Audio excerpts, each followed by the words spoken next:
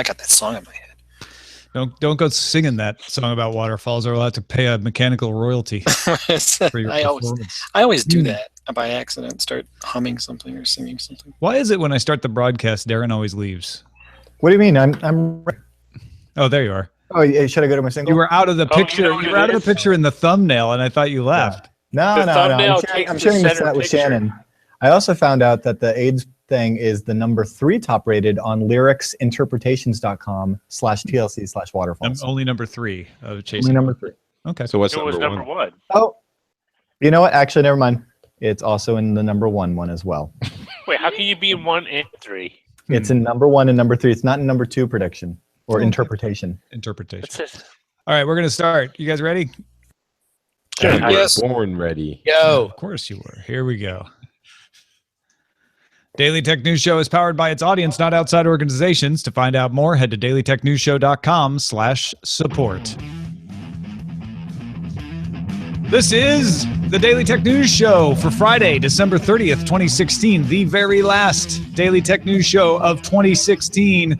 I'm Tom Merritt, and this is our predictions episode, where we are going to go around the horn where everyone except Veronica Belmont is brave enough to share their predictions for 2017. Veronica actually had a good excuse. She had to work because we're recording this a little bit early. But thankfully, Shannon Morse is here as well, jumping in along with Darren Kitchen, Justin Robert Young, Patrick Asia, Scott Johnson, and Len Peralta's even here too. Hey, hooray! So let's get right into the predicting. As usual, we'll have 1 to 3 predictions from each person. Roger will keep track of everyone's predictions so that we can have a results show next year. And we start with the man that was too afraid to confront his predictions in the predictions results show. Scott. Yeah, well, that's the story we're going to go with as to why I wasn't there. No, you weren't too afraid. We just had a little mix up on that. You did average. You did all right. You're fine. Yeah. My prediction last year that I would completely forget about the roundup show at the end of the year came true. My prediction was right. So that's Scott. Let's start with me, I suppose. I don't know that mine are too out there and crazy. I mean, Tom and I do a whole other show where we have crazy predictions, so I kept these a little more close to down to earth, I guess. And they're also very specific. And hopefully these tread all over Patrick's predictions because that's kind of my goal today. I think that this is going to be the year that Nintendo gets back to their full strength, and they do it on the back of the Nintendo Switch. There's a lot of argument and back and forth right now about whether or not this console/portable hybrid is the thing they need to return themselves to their former glory, but I believe that it will be a huge sales success. I think it gets back to the core things that make Nintendo what they are and make them the brand that they are. And I think that they'll deliver on that idea that you can have this as both a dockable home system, pull it out, attach a couple of controller devices to it, take it on the road, and use it in various ways. I think that hybrid idea is going to work for people. And it'll be the Nintendo people want. They're going to have incredible, successful games like a new Pokemon series on that device. And that's where you'll see probably most of the portability excitement come from. And then on the home front, they'll bring all their franchises and things that matter. Will this make them a powerhouse third-party publishing platform? Probably not. But it will play to the biggest strengths Nintendo has, which is their own IPs and the loyal following that they have, and they just can build on that. So prediction number 1, Nintendo's back into it.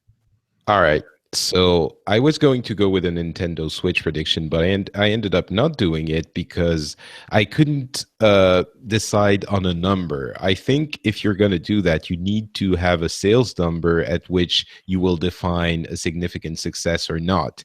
And I went and looked into the PlayStation 4, which is a huge success, first year sales, and from December 1st, 2013 to November 22nd, 2014, they sold 14.4 million units. Now, that includes the holiday season, but would you be willing to give a little bit of concrete numbering to that prediction? Yeah, what's the metric for your success? Put up or shut up, Johnson. Yeah. All right, listen, here's my number. I would say Q1, well, they release it in March. I'd say by July or August of next year, they will be somewhere in the 10 million sold rate. What? I know that seems high, but I'm telling that's in line with their own predictions, by the way. Their own now that's them, puffing up stock and getting excited about their own product. And I understand that that's different than reality a lot of times, but I think that if the rumors are true that this thing ships day one with possibly a Mario pack in, it's only rumor right now, but there's some meat to that, and the availability of that new Zelda game on shelves that day, you have the makings of a Nintendo-style sales bonanza. And I think they're due. It's not been since 2006 that there's been any kind of excitement at the level that we saw for the Wii. And even though that was short-lived, we're talking about a very traditional piece of hardware this time, a much more traditional focus. The only weird thing about it is Nintendo is combining their two disparate markets of portable and home and finally bringing them together in a way that I think looks like it might work. So I say 10 million in the first 6 to 7 months, and within 2-3 years, they're in the range of 40, 50 million. I will say their predictions are 2 million in the first quarter, so they only have a few. It's launch basically 2 million at launch. I think 10 million in April or May or even July is very optimistic. If they reach 10 million by December, if you don't count the holiday season, it will be a success already. So, yeah, we'll see. I agree, and the numbers are a little bit out there, but I don't know. I have this feeling, and I want it to be true. So, what fun are prediction shows if you don't have something a little nuts, right? You're already set up for a half credit. Yeah, it'll be a success, but not hit 10 million. I don't like the trend of half credits, man. This half credit craze is just like the extra point in hockey for a tie. Yeah, it's a hay penny. Everybody gets a trophy. What else you got, Scott? I'm going to throw out there, this one's a little bit more esoteric and a little less focused, but I believe that 2017 will be the year that we see tech companies get very, very aggressive in terms of what kinds of things they see happen in both politics, in legislation, and in how they control their own markets. I think that we're going to see companies like Apple, Microsoft, and Google and others, Alphabet to be more specific, get very aggressive with what they need to do to shore up whatever it is they want to do. So if it's Apple trying to solidify the idea that it's okay that we manufacture a lot of things in China and wants that to continue to be a part of their supply chain and their cost structure and everything else, you'll see them get way more out in front of this and in a way become lobbyists for themselves in a lot of ways. Well, all these companies have been doing that. I mean, you could say that already happened in 2016. They've all become more active as lobbyists. They've all been meeting more with legislators and the president. What do you expect to see that will be more than last year? Yeah, they're all going in tomorrow. So, they're all making the Kanye West purple walk tomorrow into Trump Tower, right? That's true. They are. Or a couple weeks ago. Part of it for me is the intensification of it. Tom's right. They've been doing this really since Silicon Valley was a thing. I mean, this isn't anything new in terms of, these companies have interests, right? And and what happens in national and geopolitical arenas changes how their world is. So this has always been true.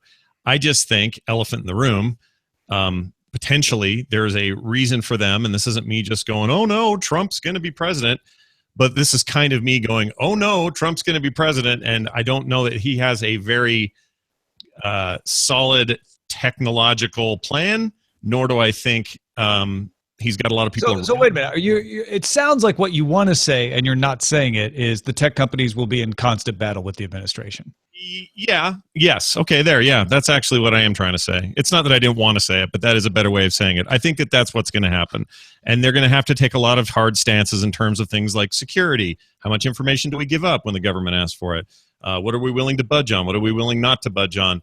That stuff's just going to become sharp focus instead of sort of nebulous, occasionally gets brought up on some article somewhere, but this is going to be like a constant thing we hear about all through 2017. And there will be a lot of money thrown around to make sure that interests are forwarded and kept and protected. Well, the funny thing about the Trump relationship with the Trump presidency's relationship with Silicon Valley is, number one, he has a go-between the likes that, not Obama, not Bush really had in Peter Thiel, who is not only very, very well connected, but certainly well respected within Silicon Valley. And there's a little bit of a diplomacy that he can employ that previous presidents could not. But I think you're dead right, because behind the scenes, the biggest wailing and gnashing of teeth between the Silicon Valley and the Obama administration was these, their relationship with security and how much they could even disclose, let alone say no to. That is something that was that Silicon Valley and the Obama administration was at constant loggerheads about. All right, so we got two good ones. What do you have a third one? My third is that we will continue to be rad, and this show will be great, and DTNS will continue to be the best tech podcasting show in the history of the world. Good answer. Yeah, good answer. I hope you get one right. That's in our own hands, though. I don't know if does that insider trading? No, if I make a tweet about it, then your stock will go down. But I'll keep it to myself. All right, let's move on to you, Patrick Beja from across the pond. And by the way, thanks for staying up super late for us when we're recording this. What do you see coming in 2017? So I have two very easy to check predictions. The first one is that Valve... That seemed pointed at Scott. Were you pointing that comment at Scott? It was pointed at everyone, not Scott in particular. All right, just checking. Possibly trying to break a habit of the past few predictions in the past few years. Valve or Oculus will announce a second generation VR headset already in 2017. Maybe not released quite yet, but at least announced. Okay. I guess there is one catch, which is if they announce a cheaper and lighter version of their headsets, which might be less technologically advanced, would that be a second version of or not? I don't know. I'll leave that to the judges to decide. You said Valve, not HTC. Yes, I said Valve. I mean, HTC might do it, but I think Valve might also partner with another manufacturer to release it. Okay, because there's a wrinkle there. Because HTC might not come up with a follow-up to the Vive, but if Valve is involved with the design of another one, you'd call it a follow-up. Yes, it is kind of. Because, the Vive is a Valve HTC product, but Valve's component is still very important. Yeah, and Valve VR is meant to be an open standard, not an open source standard, but an open standard that companies can build any number of hardware devices for. So I think that is probably likely, if not guaranteed. It'll just be interesting to see how Vive feels about that. Like, how in bed is Vive with or HTC with Valve on this deal, and are they okay with that? Because Valve's position has always been others could come along and make other hardware based on this standard. So, and they're investing a lot of resources in VR. So I think they might also be part of that second generation thing. But it's like the Nexus, the Google Nexus, right? The different devices might be manufactured by different companies. I'm all in. I have my Vive. I love my Vive. I'll buy another one. I'll buy a new, better one that doesn't have the death trap cord on the back of it. Like that's really, to me, that's the step forward that I want. That would justify me spending another $500. I would handicap it as most likely is there's another Valve headset not made by HTC. I think that's almost 100% likely, in my opinion. I think next likely is that Oculus comes out with a lightweight version or a cordless version or a mobile version. In fact, I think it's pretty likely we'll see a mobile version from Oculus. So that could qualify. I think the least likely is we see Rift 2 in the coming year. Mm-hmm. So see, it seemed, I'm like a politician, it seemed clear and very easy to check in the beginning, and the more we dig into it, we realize it's more complicated than that. Follow the Franks. Well, they're yours now. Wait, Tom, if you're convinced that it will be somebody other than HTC, I'm just curious who you think it might be. Who do you think? That's a good question. I don't know. There's so many companies in China and Taiwan and Hong Kong who are making headsets that might decide, hey, let's get in bed with Valve. I could see a lot of the mobile companies perhaps getting over there. I don't think it would be Samsung. I don't think it would be Apple. I don't think it would be Google. Those are the only ones I'm pretty sure it wouldn't be. It would work with Valve specifically. Yeah. Yes. What's your next one, Patrick? Apple will not release their rumored AR product in 2017. You're just loving these Apple won't do things successes that you've been piling up. That was a safe bet last year.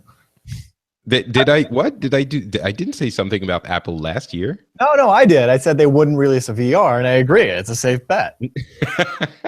Well, saying Apple won't do and then X is always a good one. Yeah, Apple And won't get yourself a release couple wins in here. Apple won't release a car. Apple won't release a No, but okay. Quadcopter.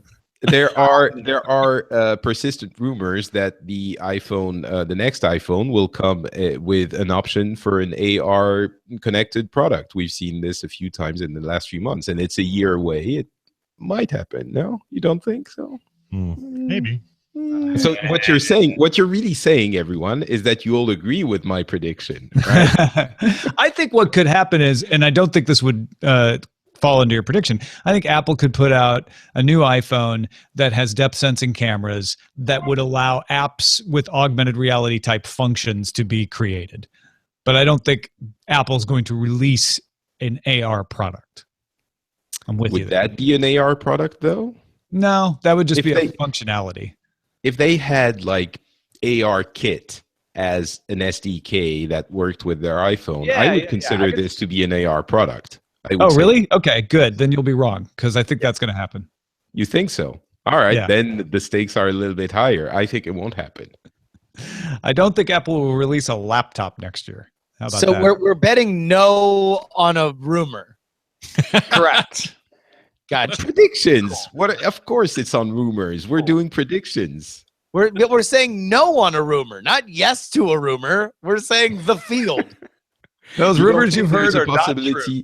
You don't think there's a possibility Apple will get into the AR game? There's a possibility. There's a possibility he'll get into the automotive game. There's a possibility he'll get into the home buying game. Who knows? All right. Did we accept Darren's prediction about Apple getting into VR last year? Yes. That's how we got into this mess. Well, then again, like 90% of the predictions last year were about VR, so we're already very far astray here. Makes a good point. Yeah. All right. Is that it, Patrick? Just the two? Now I want to revise it. I don't know. I'm feeling guilty. You got This is your last chance. Jury, you got to be. Well, you came swaggering in here, all John Wayne, like, enough of this wishy-washy nonsense. I'm going to give you guys the straight dope. And then you're like, I believe that the thing that we might think could possibly happen indeed will not. You know what? My mistake was to get into this game with a politically astute person like you, Jerry. You saw through me like through anything. It's amazing. I didn't expect that. All right. If this is your final chance, Patrick. I might revise it in a second. I'll think about it for a second, but go ahead. All right. We're going to move on to Shannon. Shannon, what do you see coming in 2017? And if you're not watching the video, realize that these predictions, like an oracle at Delphi, are coming not only from the mouth of Shannon, but through Pikachu. From Pikachu. Yeah. Okay, so my first one actually goes along quite well with one of Scott's predictions, and I'm going to read it because thinking is hard. We're going to start seeing some large hits to security and privacy, starting with net neutrality in bulk data collection. And the reason I came up with that one is because recently in the news, net neutrality, that was just in the news this week because there was an FCC commissioner who was talking about wanting to remove some of the regulations that it creates under the new government that we're going to have here in the United States. So I suspect that we're going to see some other privacy regulations that are going to be kind of stripped away for citizens because, well, I want to say surveillance state, but I know it's not going to be that paranoia level, but I feel like it's going to move in that kind of direction due to fears of terrorism and fears of other things of that nature. So I feel like security and privacy are going to be a huge factor next year. Yeah, net neutrality is going to be a fight. There's no doubt about that. There's all kinds of opinions about how fast the FCC could move, how much opposition could be put, whether the courts would get involved. But there's no doubt that's going to become an issue again. Privacy regulations, I feel like it's almost like instead of leaning towards, hey, we want to give you more privacy, all they have to do is just stop talking and it'll fulfill your prediction. That's kind of what it feels like. And like, for example, we had the Patriot Act that was signed in by, I believe, Bush. Yeah. And then in 2015, we had the Freedom Act, which kind of changed a few of the Patriot Act's regulations to help like limit the bulk data collection that the government was able to do. So I kind of worry about the USA Freedom Act also being stripped of some of the regulations that it created on the government so that it gives them more power to breach our own privacy and security. So I feel like maybe I am being a little bit paranoid about this just because, you know, you watch what's going on in the timeline of security and privacy every single week if you do shows about it. But at the same time, I'm like, well, given our history of this, all of this has happened before and all of it I feel like is going to happen again. So say we all. So say we all. Well, yeah. Go ahead, Justin. I mean, I think that's a very astute observation, and really the only thing that I would say going forward politically that could mitigate it is that right now for politicians, the idea of enhanced personal security is something that they are looking at in a slightly different way in light of the Podesta emails, hacks, and the fact that those were funneled back through WikiLeaks, whomever took them in the first place. So if you know, I think that there is a natural inclination for government to crack down further and further and further and to erode security. And yet we are now seeing a slight uptick from politicians, which again is a sliding scale, of understanding that security is indeed something that is not just only for, you know, pedophiles and criminals. Well, and both of those things need action to change, right? To take away personal encryption rights, you'd have to enact something. And I don't foresee that happening. But to leave privacy under the surveillance violations or threats, or maybe you don't consider them violations or threats, but to leave things as they are, you just need to not take action. And that's why I think that part of what Shannon's saying is very easy for them to make true by just not pursuing proposed amendments to things. Yeah, exactly. Do you have a second prediction, Shannon? I do. Neither of mine are super exciting, but that first one's pretty exciting, maybe in the wrong way. I don't know. Yeah, both of them have possibilities. So my second one's about Mirai, which is the botnet that hit a bunch of Internet of Things devices across the entire world. So I feel like variations of Mirai are going to create a lot of critical changes for IoT manufacturers. And then it's also going to spur more security focus for consumers as well. Like, I feel like consumers are going to be paying attention a lot more to the IoT devices that they're purchasing and making sure that those are secure. I also predict that we're going to see, and maybe this is totally off the wall because it would be very complicated to create something like this, but I would love to see a consumer-focused free software option that you can simply run on your router at home or on your computer that's connected to see what IoT devices are vulnerable in your household so that you can patch them or you can like return them to a manufacturer if they can't be patched. Now, maybe that would never happen, but that's something that I could foresee happening given how much IoT has been changing in this last year. Like, yeah, don't you think there'd have to be some other event different than what we've seen this year that would force people to say, we need this? And then it's not outlandish. I mean, we've seen similar types of open source projects occur in the past. Yeah, we have. The only problem that we've had so far with stuff that, you know, tries to pay attention to the network that you're currently on and your security and privacy is that it's so hard to understand for a lot of people unless like you know, delve into Wireshark all the time and understand packet captures. Like, it's really hard to find software that is really easy to navigate and is easy to understand no matter like what your level is with computers. So you're talking about like a consumer-focused version of something like Nmap, which will scan your network and say, here are all the devices. And oh, by the way, we noticed that you have that one GE thermostat or whatever have you that happens to not be patched up to the current level. And maybe here's a guide on how to do it, or here's the phone number to call to return it because it was, you know, recalled, or hopefully there's something. But I feel like even if that were to be implemented, getting consumers to care enough to even bother running such a thing is a bit of a stretch. Yeah. I feel like the Mirai botnet would have to hit some really critical infrastructure for people to actually start paying attention. Like take down, of course, SF Muni got taken down, but that was something completely different. Just that was the fare collection, though. That was almost a positive for people when they were writing because they didn't have to pay the fare anymore. Yeah, so people didn't care. They were like, yes, free, do that more. But it's still a bad thing. So I feel like, Mirai would have to take down citywide power grid or something like that for people to actually pay attention. But that like when we talk about IoT, we mostly think about like in our homes, automation and convenience things like, Bluetooth enabled door locks and things of that nature. But even with things like Shodan, giant search engines that show like all of the devices that are available over the network. And this has been, existing for the last 5 years. And there's been so many stories of like, oh, look at all these baby monitors, all these webcams showing children and infants and stuff. And yet still things didn't get patched. So I think that it's a little bit wishful thinking on your part, Shannon, that I can see it, yes, being created, but I'm just going to throw a little caveat there and say, I'm a positive person, okay? It's not going to get adopted by the normies. I'm a very optimistic person. I mean, it would have to be an app on your phone where like your Android is like, oh, I noticed that I'm connected to your Wi-Fi network at your home. Would you like me to auto scan your entire home network? Yeah. Can we just make this happen? Vulnerable devices? You can program. Do it. Make it happen. Thanks, Shannon. I think Shannon's saying we need a myriad of Mirai problems to get people's attention. Not saying I want that to happen, but I kind of feel like it has to happen for people to actually start paying attention. But I feel like that's going to happen next year, and then people are going to start paying attention to it. All right. But Shannon's saying she wants a specific app, and that's her prediction, and then she's getting Darren to build the app so her prediction comes true. Is there a conflict of interest there? Yeah, absolutely.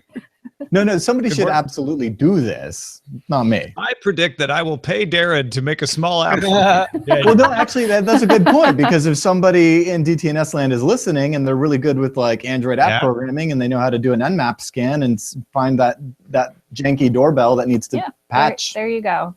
Make Shannon's predictions come true. So you're just goading. You're just goading the internet to make itself more secure. Look at her. It's reverse psychology. For good. All right, is that it, Shannon? Yeah, that's. Oh, and also DTNS is gonna rock. Yeah. Yay! Double prediction. Shannon and I share a prediction. Woo! Yes. Consensus prediction. All right, let's get to you, Darren. What do you got in store for us in 2017? I got three for you. I'm going to stick to my mainstays. I've got a hacker activist prediction. I've got a consumer electronics prediction, and I got a drone prediction, of course.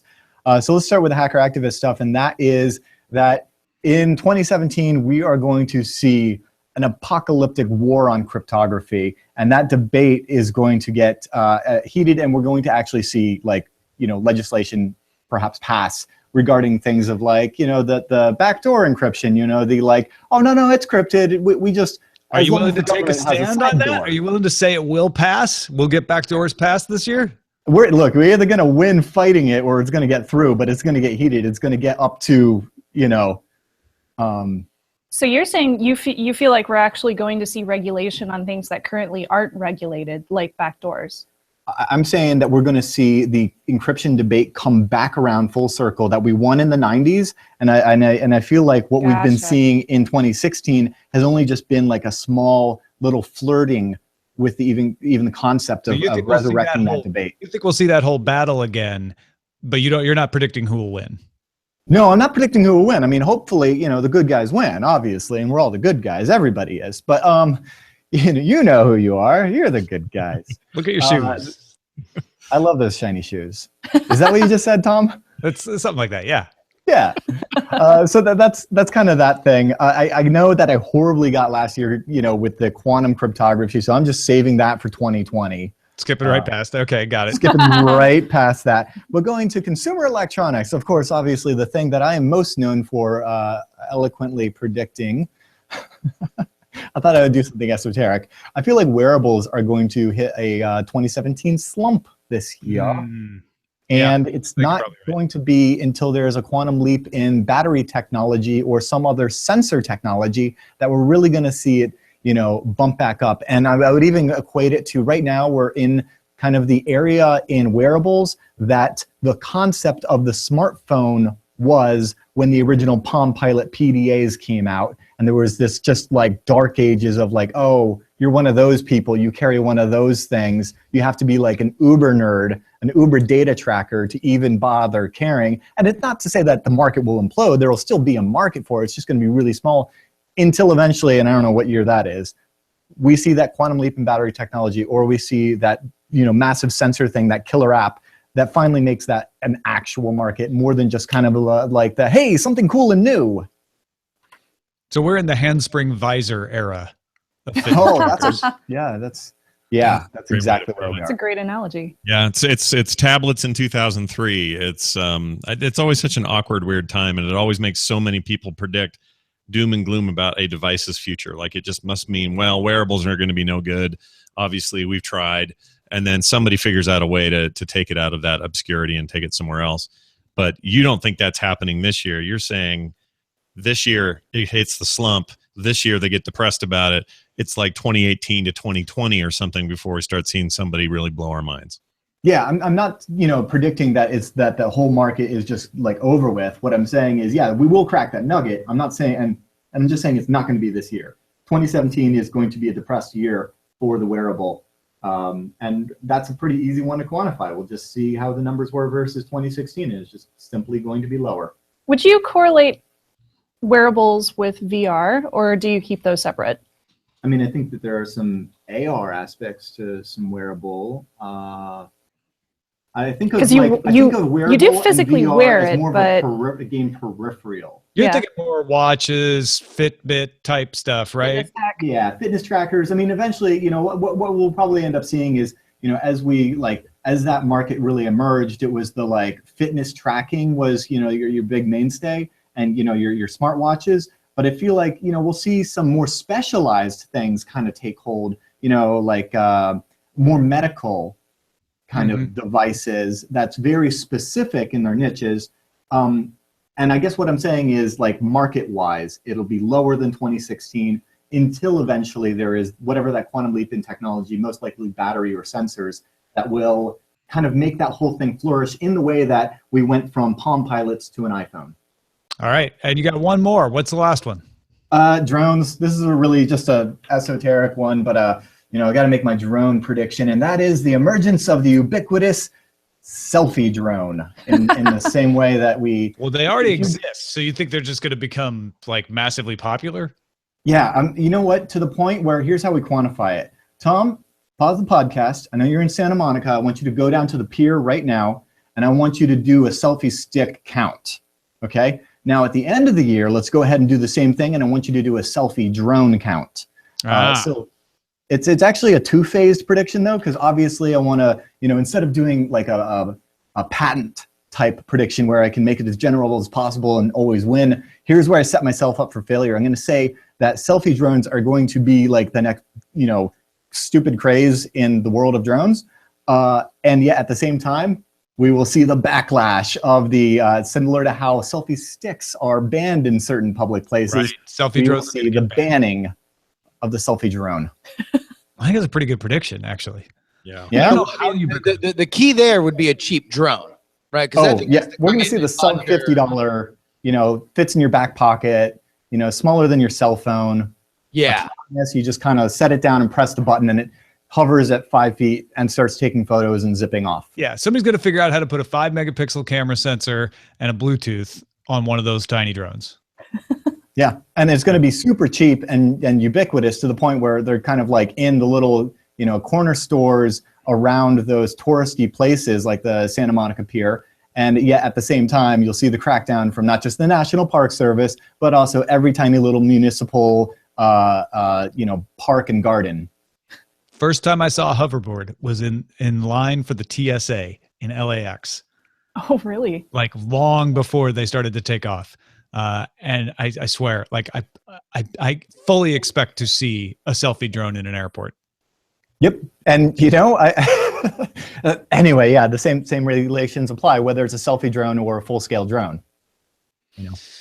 Right. We move along to Justin Robert Young. All right. Y'all ready? I got 3 of them. And these are all either or. Ain't going to be any maybe ifs, possible, half credits. I'm living or dying on these three, and I got a good feeling I'm going to go 3-0. You ready? First one.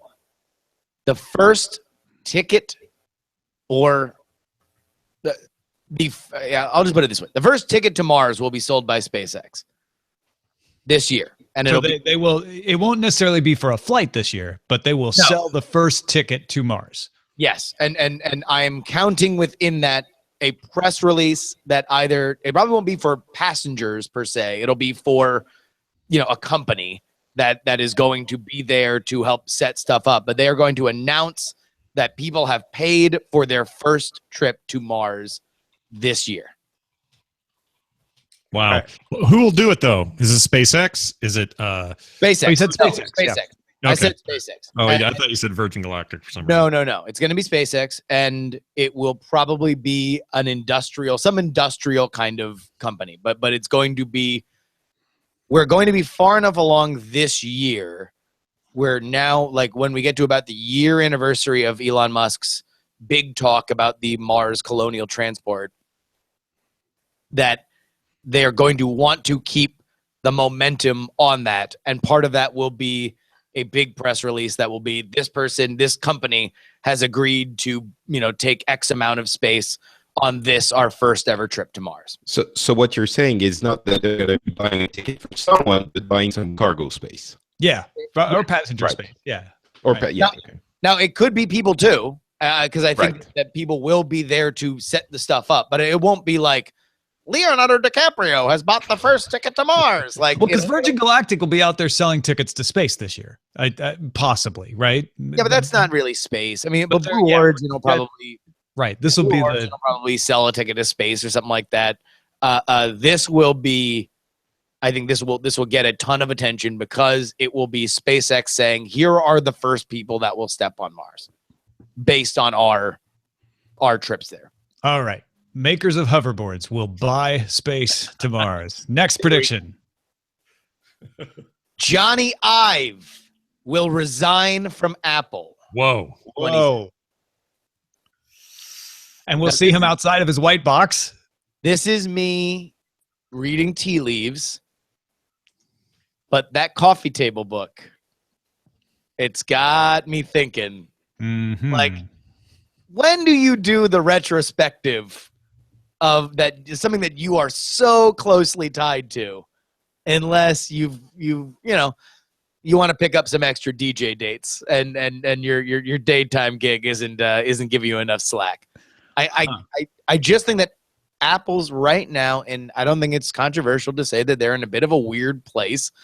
They don't seem to be quite functioning on all cylinders. For the first time, Apple has kind of been out and out mocked for their design, specifically some of the functionality, the hashtag dongle life that anybody who is in the Apple ecosystem now has to live by has certainly been fairly mocked. I think it might just be the best for everybody involved if maybe there is a little bit of a fresh blood transfusion into Apple. And I just got this feeling that this is the year that Ive takes a well-deserved bow and walks off into the sunset a bit. And who would you want to step into that position? I have no idea. I'm sure there's somebody else inside Apple that's going to get it. That's like Ive's right-hand man or something. And I'm sure they'll all have to go to voice acting classes so they can do those calmly narrated, videos at all the keynotes and everything. But I just got this. I got this feeling that this is going to be a year of sea change at Apple, and probably the biggest name to head off into the sunset will be Johnny Ive. I wouldn't be surprised to see others and maybe a little bit of a shakeup in the traditional sections of Apple, talking about the computer and the phone sections of Apple. And here's my third one. All right. I made a movie prediction last year. I feel like I was close enough to being right that I'm going to go ahead and make another one. Guardians of the Galaxy Volume 2 will make over $652 million domestic. More than $652 million. Making it the highest grossing Marvel movie of all time. Whoa. So putting it up in Star Wars territory. More than the Avengers, which is currently at 623. I am saying it will make more than 652, more than Jurassic World, putting it 4th all time. Wow. I could see We all three of stunned the those panel. happening. Right? I don't think that a movie that might be announced that may star Will Smith will actually star Denzel Washington. I'm not get wishy-washy. And look, first ticket to Mars is either going to be sold or it's not. Johnny Ives either going to be there or he ain't. Guardians of the Galaxy is either going to be 4th all time next to Titanic or it's not. Boom. That's how You know what, Justin? You get my vote. That is the kind of straight talk we need in this world. So, I also predict that I'm going to launch another Kickstarter and I'm going to get all the contenders out of Darren's warehouse. Darren looks very pleased. Not before I actually build a fort. Where you can buy them even cheaper at the hack shop. I mean... All right, those are good predictions, actually. And I can't say I'm against the Guardians of the Galaxy one. I think it's possible. I think it's very, very possible. You know, I think there's two things that go into it. Number one, the original one made $333 million, which was a gigantic overperformance based on what it is. I think you have the rising star of Chris Pratt that has only continued to get larger and larger. Remember, the movie that I'm predicting it to beat, Jurassic World, largely kind of piggybacked on the success of Chris Pratt's star turn in Guardians of the Galaxy to reach those heights. Obviously, dinosaurs help as well. But you've got Baby Groot, which is already getting a lot of conversation. If you're looking for something that becomes cultural coup, I think that's there. And also, it does not hit that kind of level unless it is a crowd pleaser. And based on that first trailer, it just looks like a big, broad, bring the whole family, crowd-pleasing kind of movie. All right, we only got 2 folks left. One illustrating the show right now, Len. I don't know if you want to pull your illustration out of your picture for the video. Oh, when yes. you give your predictions, so that you don't. Let me do well, that. Yes. You know, or it could be too. But you won't get a good look at it until the end of the show. Well, Len, you actually have some predictions for 2017 as well, though. What I do. You got? I do. I have 3 predictions. 2 of them are sort of tied in with one another. And once again, let me preface this by saying, of course, I am the most non-technical person on this show. So some of these you may laugh off and be like, ha, that's ridiculous. But this is what I sort of see, and I actually came up with these predictions a couple weeks ago. So I feel like I've got something going here. Anyway, let's just get to them. The first one... there's a lot of talk recently all about this fake news, what's real, what's not, what is factual, what's not. And I think what you're going to see in 2017 is you're going to see a push toward, I guess what I like to call it is internet accreditation. Something that either with all this talk about Apple, possibly Microsoft coming forward with their next iteration of a browser that has something built into it that shows up in the corner that says, hey, it's like a little warning sign type thing that like, hey, this is not internet accredited. I know there's a larger conversation that needs to go into that, who's going to accredit all this like stuff. A seal of approval type of thing. Exactly. Sort of something like that. Something that sort of pops up that says, hey. That should come from something like, the Society of Professional Journalists or something like that.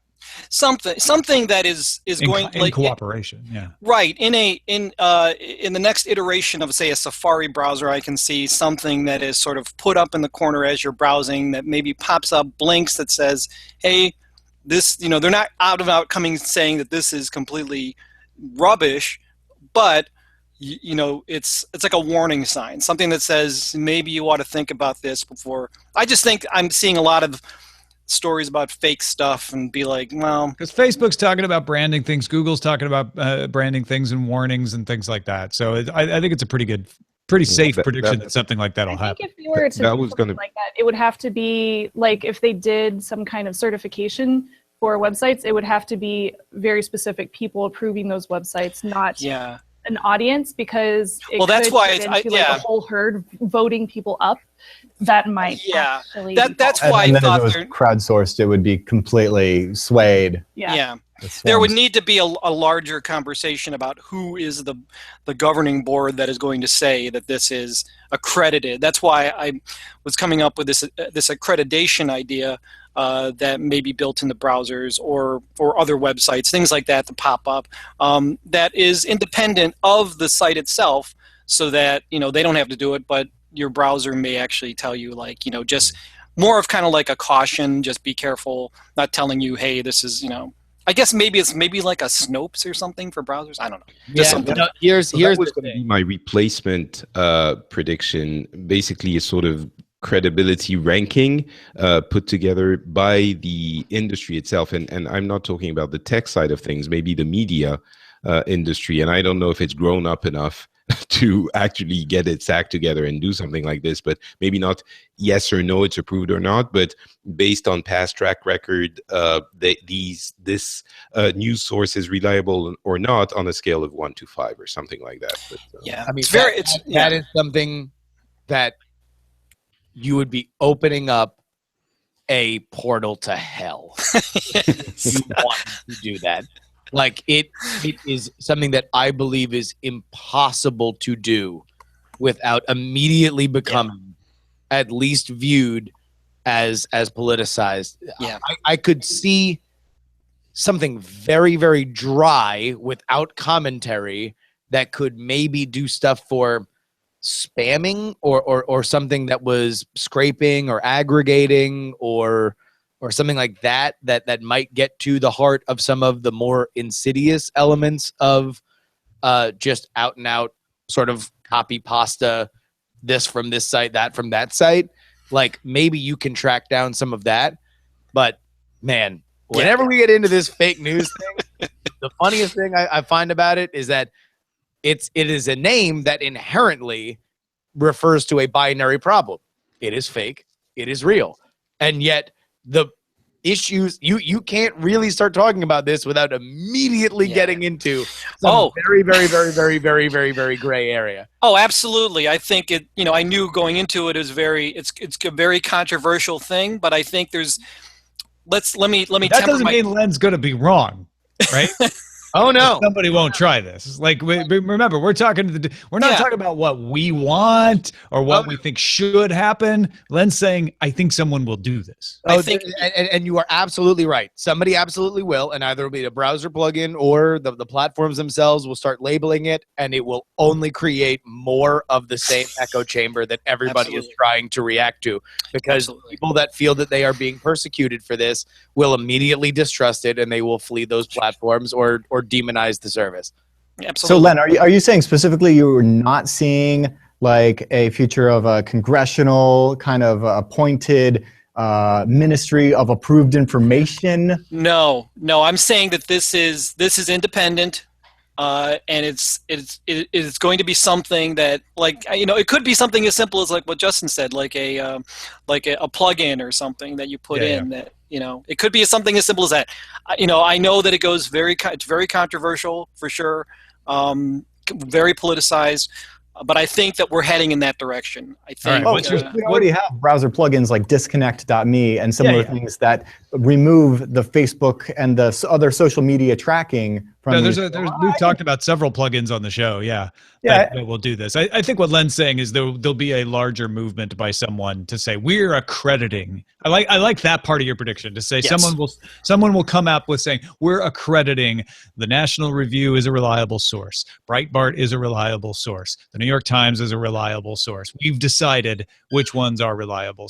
So Tom, not to open up a whole nother bag of chips here, but our conversation the other day about blockchains and what they were good for. Is there any chance we could figure out a way to make blockchains the most faceless, biasless, computerized way of verifying something? Can that be twisted and used for news verification? No. Damn it. Can we take this beautiful technology that is based on math and apply it to the human condition? Because what a blockchain says is what Justin was saying earlier. Yes or no. This happened or it didn't happen. And what we're talking about is something that is subjective. we all can, most of us can agree on one end or the other of the spectrum, but it's that part in between that you can't track it. You can't track a news story like that. Well, I mean, at its best, you are writing about truths that are passed along from other people for their own motivations. If we're talking about that story that happened several weeks ago about like the CIA and their inferences into why the Podesta hacks happened, those are either or both off the record sources from the CIA talking to the Washington Post and others, or Congress people who were in a presentation. Now, a chain of facts blockchain is a fascinating idea. I just don't know how you would make it work in the way that news works. Guys, it's really fascinating to hear all of you discuss this, and we're veering away from tech now, but we're veering away from predictions as well. So what do you? A little bit. But so very quickly, as an outside observer who still lives in a world where things are somehow objective, it seems like you have gone into a world where objectivity doesn't exist, and objectivity doesn't exist. We need to save this for an entirely different. Yes, but I'm just. It applies to this. You live outside of the world we're talking about. I think you're also fooling yourself. All right, let's move on. Okay, my next prediction. Once again, they're kind of tied into here to one another. I believe in 2017 you will finally see Adobe come out with a proper Photoshop for the iPad. I thought you were not going to be controversial. This is only me, kind of wishing that this is going to happen. But I'd love to see a full Photoshop for iPad, and I think 2017 might be the year you see it from Adobe. And with that, we were just coming off the discussion about Apple. I feel that Apple will create and introduce a Cintiq killer. They will introduce something that is beyond just an iPad Pro, but something that is actually a Cintiq killer that will work with the current Adobe product. What I believe they're going to do, I just want to add to that real quick, because I think they're going to want to build a Surface Studio killer. And I'm not saying that's because Surface Studio is going to be some magnificent success. I mean, early reports are that artists like us like it, but I think it would be really cool if Apple's next move was like a 36-inch collapsible iMac style all-in-one that also let me draw on the screen and have better control of lag and that sort of thing versus a Cintiq. That would be amazing. So I think Apple is due for displays. So it would be kind of cool if they were able to integrate some of that iPad into a display and create an Apple product that is a Cintiq killer. Just an idea. So. As the third artist in the room who may have drunkenly texted Tom in the middle of the night a couple of weeks ago, I'll just throw out there that what was it, Tom? It was that Adobe would do like a Steam OS, their own Linux distribution that was the Creative Cloud OS, agnostic of OS 10 or Windows. Yeah, that was pretty much it. Yeah, which is just as pie in the sky, I feel like, but we'll find out next year. There you go. All right. Well, that leaves me, and I'm going to try to keep these as close to the JRY standard of deniability as possible here. I believe by the end of 2017, an autonomous car service for consumers will launch out of test. Will not be a beta test. It will not be in a limited area. It might actually be in a smaller area, but you will be able to go and reserve a ride on a consumer autonomous car service somewhere in the world. Who do you think gets there first? Who do you think it's going to be? I think it could be Nutanemy. I think it could be Uber, and I think it could be Alphabet. I'm not sure which. I mean, the smart money would be Uber in Pittsburgh, right? Like as they're currently running the cars there now, right? Right, and it would be easier for them to flip the switch. But Nutanemy doing the same thing in Singapore. Sure. And then Alphabet a couple weeks ago said there was the rumor from Bloomberg that said they were planning on launching the service by the end of 2017. Yeah, I guess the question would be where, and that's the advantage that I would assume Nutanemy has in Singapore and that Uber certainly has in Pittsburgh, which is they have a city that is very excited to be that city that does that thing. Yeah. And Uber is apparently operating outside of Pittsburgh. Potentially, we know that by December 30th. The CNET took a picture of a bunch of Uber cars in a warehouse in San Francisco a couple weeks back. So yeah, no, I think I would agree. DTNS sourcing has said that yes, that's probably happening. Was it the Hack 5 warehouse? That's the important thing. Hack 5 holding some cars. We're gonna move the cars in there when I move the contenders. Yeah, we're just waiting for you to move the contender out so we can move the cars in from Uber. Yeah. That's the arrangement the whole time. It still begs the question, though, if anybody would get in a driverless Uber, but that's neither here nor there. Well, people have, right? I mean, I guess. Oh, wait, hold on. Here's the key, Tom. Fully autonomous, so nobody with their hands on the wheel. You know what? I had this as part of my thing. It will still require a driver attendant. Okay. They will put a person in the car, but the person won't have to drive. Gotcha. That will like just the be there to autopilot allay from the Airplane, fears of consumers. Okay. Right. So until people get used to the idea, they're going to want a person there, but the person will just be more of a customer service agent.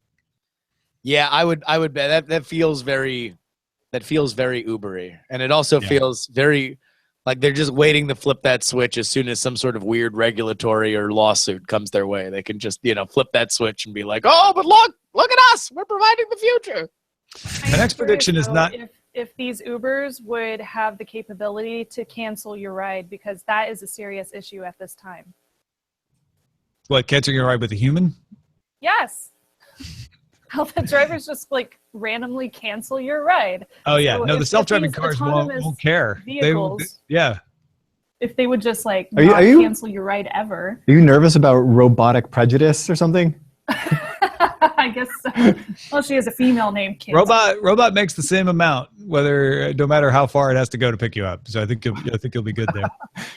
The Internet of Things is going to start marketing itself based on AI, not on sensing capability. So I'm saying look for intelligent things, especially ones that collaborate. So I think security is another thing that Internet of Things is going to do. But you are going to see the Internet of Things market itself not on, hey, we have a smart lock and a sensor for humidity. We're going to have it market itself as we can collaborate.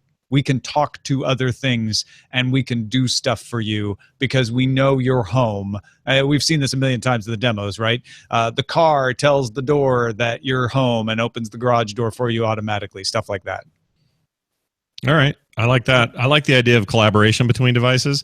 Every time this stuff gets talked about, though, I literally picture Darren Kitchen in my head saying, oh, yeah, but guess how it finds out what your IP is and how it connects to the...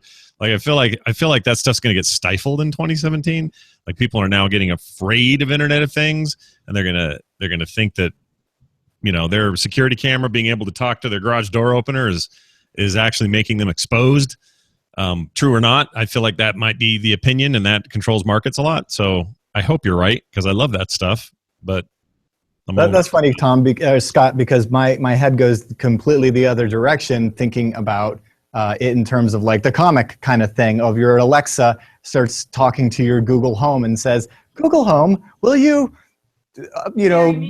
exactly. And I just actually imagine them not using UDP or TCP or any other, connectivity means, but actually in the air. And you're just like, I have to separate these guys because they're just fighting all the time.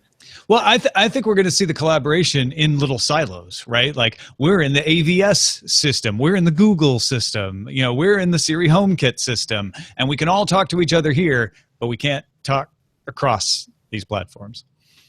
Finally, augmented reality is going to overtake VR. The launch of the HoloLens will be the test of my prediction, but the HoloLens is going to launch, and that's going to get all the attention. Wow, I like that one. So, what are your thoughts on? Will it be just a step toward mixed reality, so that we're not? Well, that's what Microsoft calls it, but augmented reality and mixed reality, it kind of depends on who you ask whether there's even a difference. Okay. Yeah. Are you talking about attention or dollars? Because how do you quantify that? I'm talking. My prediction is the HoloLens will launch and it will sell better than any of the VR headsets. I'm not sure. I feel like, I see VR getting relegated to, kind of the gaming aspect of it, but I feel like there's a lot of dollars there. What would be the leader in the clubhouse there by 2017? Like maybe, I mean, PlayStation VR, Oculus, if they become Xbox compatible. Like, I think everybody wants a HoloLens, and people just stop buying VR in 2017 once it comes out. Okay, but price points matters, right? So where do you think it has to be on price? Like $399. $399. oh, I'm going to sell that way short. I'm selling HoloLens so short. I'm actually, I don't want to pin my prediction on that price. I only came up with that off the top of my head because Scott said something about it. No. I mean, like, come on. With its tiny little field of view, it's just adorable little, like television 80 feet away field of view. Come on, man. It's going to have a bigger field of view when it finally launches. I don't know, man. I don't know. I appreciate your bold take, but I would, if I could bet against it, I would. All right. Well, you can. Feel free. Go for it. All right. We are done. And sadly, Patrick Beja had to leave, and he left right before we started to wrap up. So thank you, Patrick Beja, for joining us. Go check out FrenchSpin.com. Start your year off right. Subscribe to the Phileas Club and Pixels and the Rendezvous Tech and all the other fine offerings there. Let's finish up with lens drawing for us going into 2017. It's a Christmas tree? Oh, no. Wait, what is that, Len? This kind of goes hand in hand with my predictions about, bleakness and darkness about things happening for next year. I wanted to do something that was the previous years for prediction shows. I've done, Santa and happy things. This is sort of a reaction to the year 2016 and what kind of a year it was, not just in tech, although there are some bad things that happen in tech, but just in general. It's in keeping with the theme of Christmas. It's the ghost of Christmas Future, who happens to be 2017, and he has those two children underneath his little robe there, Ignorance and Want. And Ignorance, of course, is looking at his phone, and Want is reaching for the VR headset there. So you'll be reaching for a HoloLens for the end of that. Yeah, probably. But yeah, so it's kind of dark, very bleak. Hey, so tell me this, as a big fan of the Christmas Carol, are these the visions of what must be, or only what may be? Oh, I guess we're just going to have to find that out. I can't predict the future. It is up to us. If our courses remain unchanged, will the child die?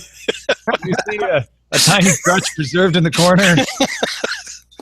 This is getting a little bit deep here, a little bit heavy for a Friday afternoon drawing. But, actually, people probably have seen this up at lenperaltastore.com, but if you haven't, go check it out.